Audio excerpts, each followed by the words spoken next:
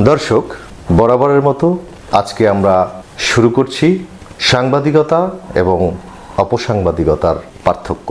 প্রিয় দর্শক, আজকে আমাদের স্টুডিওতে উপস্থিত হয়েছেন একজন কথাসাহিত্যিক, প্রেস ক্লাবের সাবেক সভাপতি, প্রথম সকালের সম্পাদক এবং আজকের বার্তার প্রধান সম্পাদক, একজন মানবাধিকার কর্মী। নতুন করে পরিচয় দেওয়ার মতো পরিচয় আমার কাছে নেই, তার কারণ হচ্ছে বরিশাল শহরে কাজী মামুন একজনই। আমি ধন্যবাদ জানাই আপনাকে যে আপনি আমার আমন্ত্রণে এসছেন। আজকে আমরা প্রথমেই বলেছি যে আমরা নেটিজেনদের মধ্য থেকে শুরু করে আমরা প্রায় জায়গাতেই শুনতে পাচ্ছি যে সাংবাদিকতা এবং অপসাংবাদিকতা, অর্থাৎ অপসাংবাদিকতায় ভরে গেছে আমাদের দেশটা। এ বিষয়ে নেটিজেনদের মাঝে বিভিন্ন ধরনের মতামত আসছে এবং বিভিন্ন ধরনের কৌতূহল আসছে। তো আজকে আপনার মাধ্যমে জানতে চাইব যে আসলে এই সাংবাদিকতা এবং অপসাংবাদিকতার মধ্যে পার্থক্যটা কি।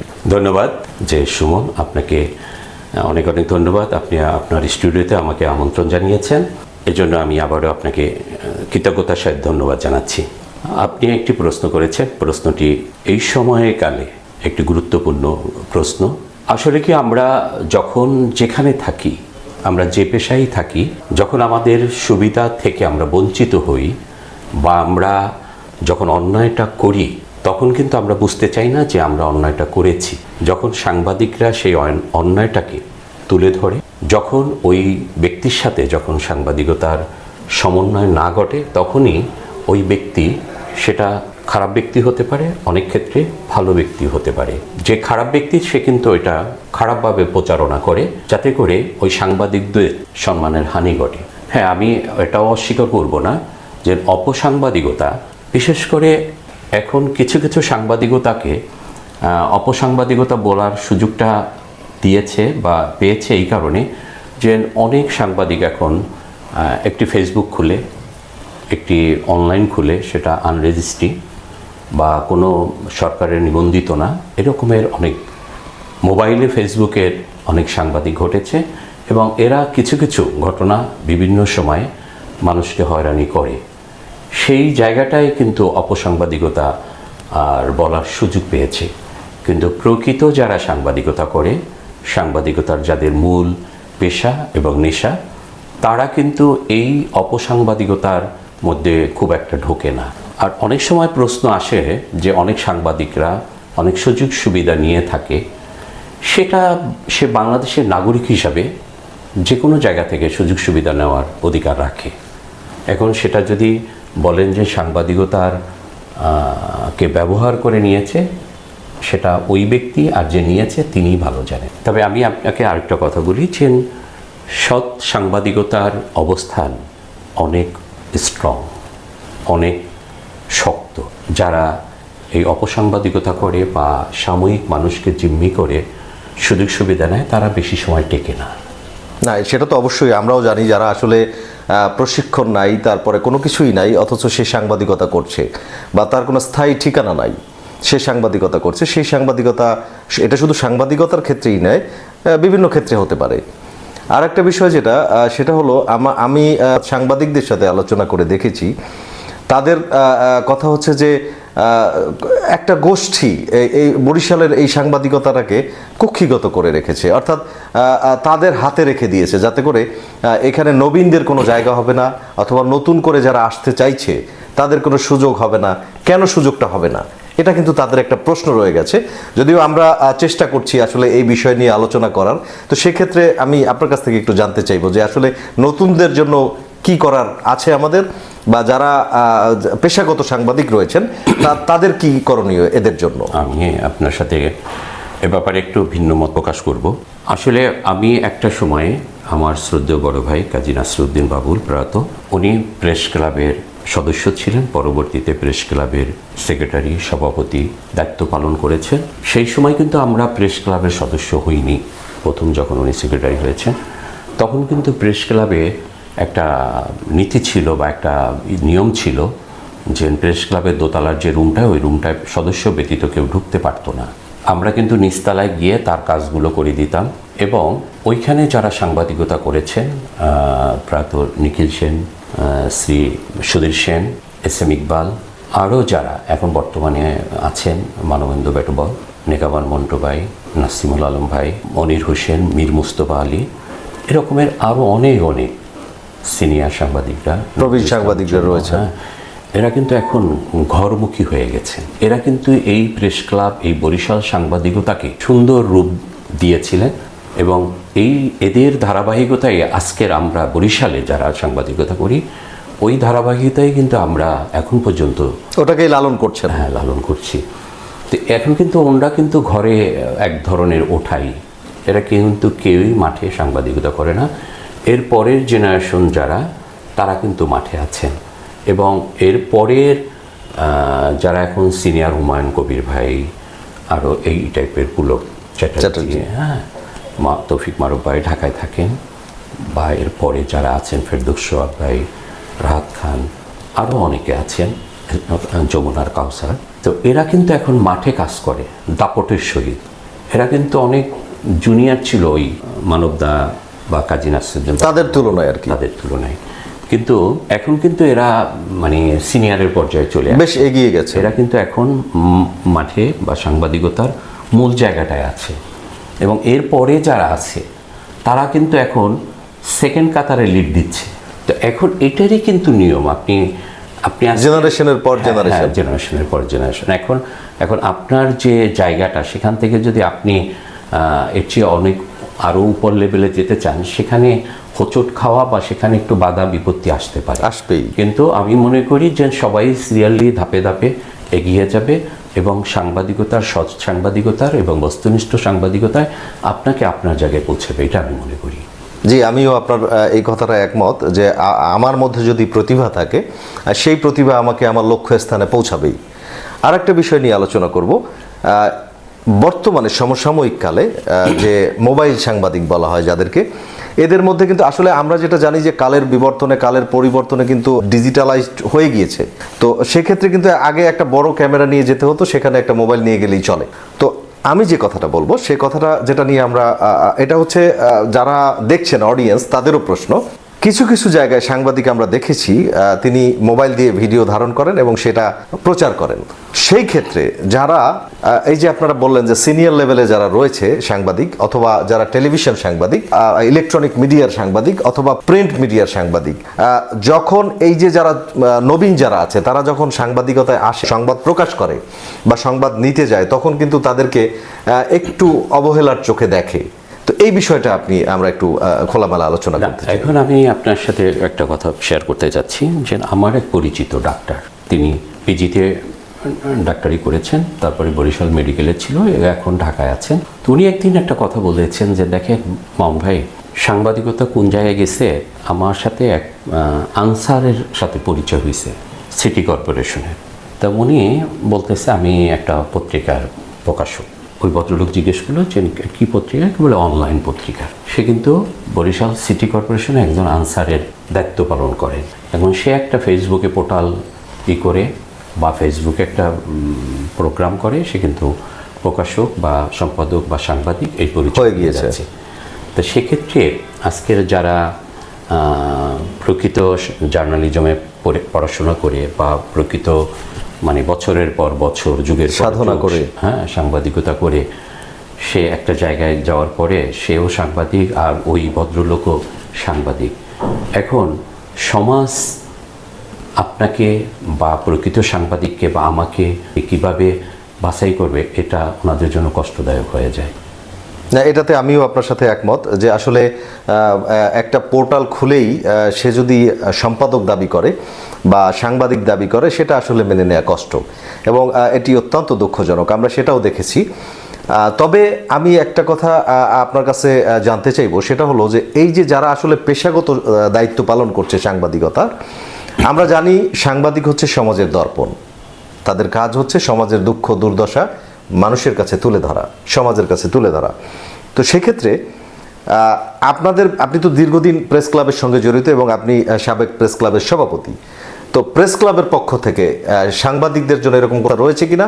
প্রেস ক্লাবে এরকমের বিগত দিনে কাজী নাসিরুদ্দিন বাবুল সাহেব বেশ কয়েকবার পদক্ষেপ নিয়েছেন, আলোচনাও করেছেন, কিন্তু সেগুলো পরিপূর্ণভাবে বাস্তবায়ন হয়নি এবং এবারের যিনি প্রেস ক্লাবের সভাপতি আছেন আমিনুল ইসলাম খসরু সাহেব, উনিও কিন্তু একটি পদক্ষেপ নেওয়ার চেষ্টা করেছেন যে বরিশালে যারা সাংবাদিকতা করে তারা অপসাংবাদিকতা না করে, মানুষকে জিম্মি না করে, এইভাবে কিন্তু বেশ কয়েকটি সংগঠনের সাথে উনি মত বিনিময় করেছেন প্রেস ক্লাবে এবং এটা নিয়ে আলোচনা করেছেন বেশ কয়েকটি সংগঠনের সাথে, এবং এখানেও একটু দ্বিমত পোষণ করেছেন অন্য কিছু সংগঠন, সাংবাদিক সংগঠনের নেতৃবৃন্দরা।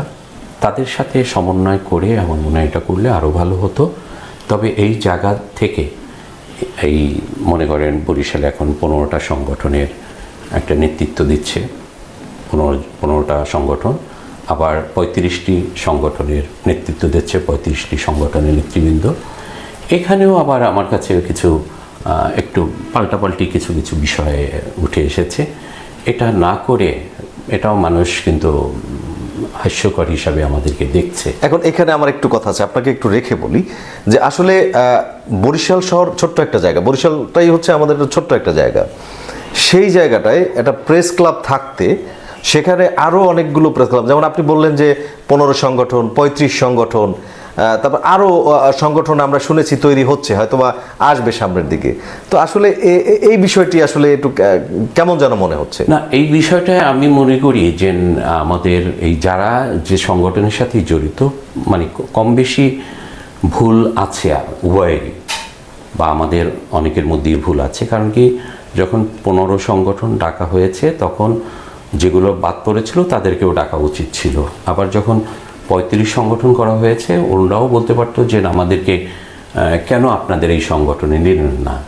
মানে এটা এই উভয়েই যদি একটু স্যাক্রিফাইস করতো, হ্যাঁ, বা উভয়েই যদি একটু সহানুভূতির জায়গাটায় চিন্তা করতো, তাহলে এইভাবে পাল্টাপাল্টি বা এইভাবে দ্বিমত পোষণের কোনো বিষয় ছিল না আমার কাছে, এটা মনে হয়। আরেকটা বিষয় হলো যে আসলে এই যে সংগঠনগুলো কাজ করে যাচ্ছে, এবং আমি এই যে 35 সংগঠনের সাথে আমি কথা বলেছি, তারাও বলছে যে তারা প্রশিক্ষণের ব্যবস্থা করবেন যারা মাঠে সাংবাদিকতা করছেন। তো আসলে প্রেস ক্লাব দিয়ে, অর্থাৎ বরিশাল প্রেস ক্লাব দিয়ে আপনাদের সেই ধরনের কোনো চিন্তা আছে কিনা, বা সেই ধরনের কোনো কার্যক্রম সামনে আমরা পাবো কিনা? অ্যাকচুয়ালি কি, প্রেস ক্লাবে তো প্রেস কাউন্সিল থেকে বিভিন্ন সময় ট্রেনিংয়ের ব্যবস্থা করা হয় এবং আমরা ট্রেনিং দেই। ট্রেনিং দেওয়ার পরে সেটার বাস্তবায়নটা আমরা কতটা করি সেটা হলো বড় বিষয়। আমরা বিভিন্ন সভা সেমিনারে আমরা যাই, আমি অনেক প্রোগ্রামই আমি গিয়েছি বা মাঝে মাঝে যাওয়া হয়। তা আমি ওখানে একটা কথা বলি যে আমরা এই সেমিনার করে এখানেই রুম থেকে বের হওয়ার পরে এটার বাস্তবায়ন খুব একটা হয় না। আসলে কি, সাংবাদিকদের যতই আপনি ট্রেনিং দেন, ট্রেনিংয়ের প্রয়োজন আছে, কিন্তু যত ট্রেনিং দেন নিজেদের বিবেক যদি পরিবর্তন নিজেরা না করি, কোনো ট্রেনিংয়ে কোনো কিছু আসবে না। নিজেদের নৈতিকতার জায়গায় যদি আমরা ঠিক না থাকি, যত ট্রেনিং দেওয়া হোক, যত আইন করা হোক, কোনো আইনে কাজ হবে না। আগে নৈতিকতার জায়গাটায়, বিশেষ করে সাংবাদিকদের ক্ষেত্রে এই জায়গাটায় খুব নিখুঁত থাকা উচিত। আপনি সঠিক সাংবাদিকতা আপনি করতে না পারলে আপনি আইসেন না, আমার আসা উচিত না। যে আমরা এই জায়গাটায় রাষ্ট্র অনেক কিছু নির্ভর করে, অনেক কিছু। এটাকে রাষ্ট্রের চতুর্থ স্থান দিয়েছেন, চতুর্থ স্তম্ভ বলেই থাকেন যে রাষ্ট্র, এটা বাস্তব। সাংবাদিক যদি না থাকতো তাহলে আইনেরও ভারসাম্য অনেক ক্ষেত্রে ঠিক থাকতো না, আমার কাছে মনে হয়। না, এটা আপনি যথার্থ বলেছেন। কারণ আসলে সবার পক্ষে কিন্তু যাওয়া সম্ভব না, বা সবার পক্ষে সব কিছু দেখাও সম্ভব না। যে কারণেই বলা হয়েছে যে সাংবাদিক সমাজের দর্পণ, আয়না। তো আমরা দেখেছি যারা আসলে সত্যিকারের সাংবাদিক, এবং তারা কিন্তু জীবনের ঝুঁকি নিয়ে তারা এক একটা সংবাদ কালেকশন করে, এক একটা প্রতিবেদন তারা নিয়ে কাজ করে। সেক্ষেত্রে অনেক সময় আসলে এর আগেও আমরা শুনেছি, বা আমাদের বড় বড় যারা গুণীজন যারা রয়েছেন এই সাংবাদিকতা পেশায়, তারাও চেষ্টা করেছেন যে সাংবাদিক সুরক্ষার ব্যাপারে। তো আসলে আমরা কি সেই সাংবাদিক যে সুরক্ষার যে ব্যাপারটা, সেই সুরক্ষায় কি আমরা আছি, বা আদৌ কি আমরা আসতে পারবো? এখানে আমি একটা কথা বলতে চাচ্ছি। বাংলাদেশের শুরু থেকে এখন পর্যন্ত, আমি শুরু থেকে তো ওভাবে দেখিনি ছোটবেলা, এরপরে যখন একটু বোঝার চেষ্টা করেছি বা একটু বোঝার ক্ষমতা আল্লাহ দিয়েছেন, তখন থেকে আমার দেখা বা বোঝা সাংবাদিকদেরকে কেউ কখনো সুরক্ষা দেয় না, কোনো সরকার। এবং সামনের সরকাররাও যারাই আসুক কতটুকু দেবে সেটা ওনরাই ভালো জানে। আমার কাছে মনে হয় সাংবাদিকরা, আমি এর আগেও একটা সাক্ষাৎকারে বলেছিলাম, কোর্টের সামনে মোটরসাইকেল, আমাদের ফটো সাংবাদিক ওদের মোটরসাইকেল পুড়িয়ে দিয়েছিল, তখন বলেছি আসলে সাংবাদিকরা কারো আপন হতে পারেনি। যার পক্ষে নিউজটা যায় সে সাময়িক সময়ের জন্য একটু খুশি হয় বা আত্মতৃপ্তির ঢেকুর নেয়, কিন্তু যার বিপক্ষে যায় সে সারা জীবন ওইটা মনে রাখে। এবং যেই এটা প্রচার করে, পত্রিকা হোক, প্রিন্টিং এর ক্ষেত্রে হোক আর ইলেকট্রনিক্স মিডিয়ার হোক, যেটাই হোক, ওইটা সারা জীবন মনে রাখে যে আমার এই ক্ষতিটা করেছে। তাহলে সেক্ষেত্রে আমরা সাংবাদিকরা কারো আপন হতে পারি নাই, আসলে আমরা সুরক্ষিত না, এক কথা কখনোই না। দর্শক, আজকে আমরা কথা বললাম বরিশাল প্রেস ক্লাবের সাবেক সভাপতি, প্রথম সকালের সম্পাদক এবং আজকের বার্তার প্রধান সম্পাদক, একজন মানবিক মানুষ, মানবাধিকার নেতা কাজী আল মামুন। আমরাও কাজী মামুনের সাথে একই কথা বলার চেষ্টা করব। আসুন আমরা প্রকৃত সাংবাদিকতা শিখে এবং শিক্ষা গ্রহণ করে আমরা যাতে একতাবদ্ধ হয়ে এই সাংবাদিকতা পেশায় আসতে পারি এবং সাংবাদিকতা পেশাটাকে কাজে লাগাতে পারি। আমি আপনার এই প্রোগ্রামে এসে, আমি যে প্রোগ্রামই যে থাকি, আমার একটা স্লোগান সবসময়, আমি এই স্লোগানটা দিয়ে যাচ্ছি। কারো হৃদয়ে বা কারো মনে যদি কখনো এটা ধারণ করে, হয়তো একজন ব্যক্তিরও যদি কখনো ধারণ করে, তাহলে আমি ওই দিন মনে করবো আমার এই স্লোগানটা সার্থক। বস্তুনিষ্ঠ সাংবাদিক, সৎ সাংবাদিকতা আপনাকে আপনার জায়গায়, আপনার মর্যাদার জায়গায় এবং আল্লাহ আপনাকে সঠিক জায়গায় আপনাকে নিয়ে যাবে। এটা আমি এই স্লোগানটা রেখে বিদায় নিচ্ছি। সংগ্রামী বাংলার এই যে দায়িত্বটা প্রকাশক সম্পাদকের দায়িত্ব পালন করছেন, সত্যিকারে এটা অনেক প্রশংসার দাবি রাখে এবং আপনি বেশ কিছু প্রোগ্রাম করেছেন এবং এটার পিছনে আপনি সময় দিচ্ছেন। আপনি সাংবাদিকতার মূল পেশায় আপনি থেকেছেন। আপনার এই সংগ্রামী বাংলার উত্তরোত্তর সমৃদ্ধি কামনা করছি এবং আগামীর দিনগুলো অসহায়, নির্যাতিত, নিপীড়িত মানুষের পাশে থাকবেন এই প্রত্যাশা রাখছি। কথার জাদুকর কাজী আল মামুনকে আমরা এমনি এমনি ছেড়ে দিতে পারি না। অবশ্যই আমরা তার দুটো লাইন আবৃত্তি আমরা শুনতে চাই এবং তার আবৃত্তি দিয়ে আমরা শেষ করব আজকে। সবাই ভালো থাকবেন। অনেকদিন থেকে একটি পাহাড় কেনার শখ, কিন্তু পাহাড়কে বিক্রি করে তা জানি না। যদি তার দেখা পেতাম দামের জন্য আটকাতো না। আমার একটা নদী আছে, সেটা দিয়ে দিতাম পাহাড়টার বদলে। কেনা জানে পাহাড়ের চেয়ে নদীর দামই বেশি, কারণ পাহাড় স্থান নদী বহমান। তবু আমি নদীর বদলে পাহাড়টাই কিনতে চাই, কারণ আমি ঠকতে চাই। নদীটা অবশ্য কিনেছিলাম একটা দ্বীপের বদলে। ছেলেবেলায় আমার বেশ ছোটখাটো ছিমছাম একটা দ্বীপ ছিল, সেখানে অসংখ্য প্রজাপতি। শৈশবে দ্বীপটা বড় প্রিয় ছিল। যৌবনে দ্বীপটা আমার কাছে মাপে ছোট লাগলো। পূর্বাহমান ছিপছিপে তন্নি নদীটি বেশ পছন্দ হলো আমার। বন্ধুরা বলল, ওইটুকু একটা দ্বীপের বিনিময়ে এত বড় একটা নদী পেয়েছিস, খুব জিতেছিস তো মাইনো। তখন আমি জয়ের আনন্দে বিহ্বল হতাম। তখন সত্যি ভালোবাসতাম নদীটিকে। নদী আমার অনেক প্রশ্নের উত্তর দিত, যেমন বলতো আজ সন্ধ্যেবেলা বৃষ্টি হবে কিনা। সে বলতো আজ এখানে দক্ষিণ গরম হাওয়া, শুধু একটি ছোট দ্বীপে বৃষ্টি, সে কি প্রবালে বৃষ্টি যেন আমি আর সেই দ্বীপে যেতে পারি না। সে জানত, সবাই জানে, শৈশবে আর ফিরে যাওয়া যায় না। এখন একটা আমি পাহাড় কিনতে চাই, যে পাহাড়ের পায়ের কাছে থাকবে গহন অরণ্য, তারপর শুধু রুক্ষ কঠিন পাহাড়, একেবারে চূড়ায় মাথার কাছে খুব আকাশ, নিচে বিপুলা পৃথিবী, চরাচরে তীব্র নির্জনতা, আমার কণ্ঠেশ্বর যেখানে কেউ শুনতে পাবে না। আমি ঈশ্বর মানি না, তিনি আমার মাথার কাছে ঢুকে দাঁড়াবেন না। আমি শুধু 10 দিককে উদ্দেশ্য করে বলবো, প্রত্যেক মানুষই অহংকারী।